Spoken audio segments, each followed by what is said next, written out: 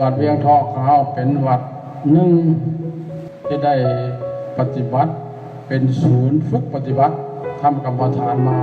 ตั้งแต่ก่อนปลดปล่อยและปลดปล่อยมาก็มียาพ่อเพ่งสุวัจโจปัจจุบันนี้ก็มียาทานพุทธสอนนครคำหรือว่าเป็นวัดหนึ่งอยู่ในเมืองสีโคตรบองเราการประพฤติปฏิบัติภาคกรรมฐานนี้หนึ่ง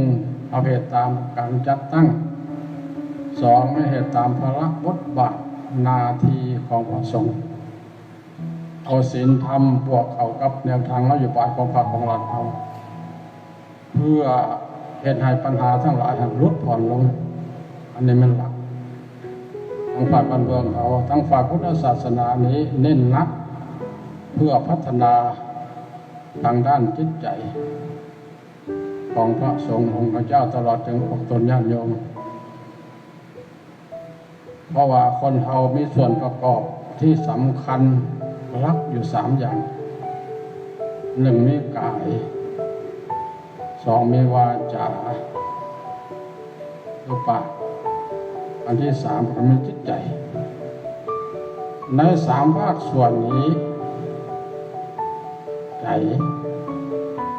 เป็นภาคส่วนที่สำคัญเขาจะเห็นดีก็เพราะใจดีเขาจะว่าดีก็เพราะใจดีเขาจะเห็นถูกก็เพราะใจเขาดีสิ่งที่ควบคุมจิตใจเป็นว่ากรรมฐานเป็นว่ากรรมฐานพื้นฐานการทำงานทางด้านจิตใจซึ่งมีสมถกรรมฐานและวิปัสสนากรรมฐานสมถกรรมฐานการพัฒนาจิตใจให้เกิดความสงบวิปัสสนากรรมฐานการพัฒนาจิตใจให้เกิดปัญญาเห็นแจ้งเห็นต่างเห็นวิเศษนี่เป็นหลักและวิธีการที่พระพุทธเจ้าสอนมวลมนุษย์ทั้งหลาย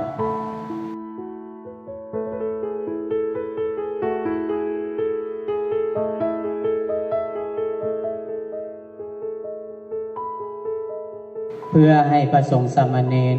พ่อขาวแม่ขาวเยาวชนสาวหนุ่มและประชาชนทั่วไปได้มีโอกาส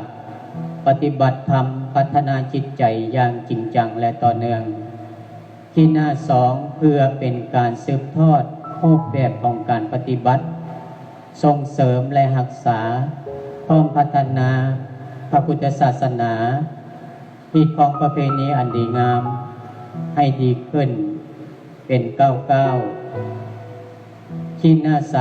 3เพื่อปฏิบัติแผนเวียกงานตามภาระบทบาทสิทธิและหน้าที่ของพระสงฆ์ในแต่ละขั้น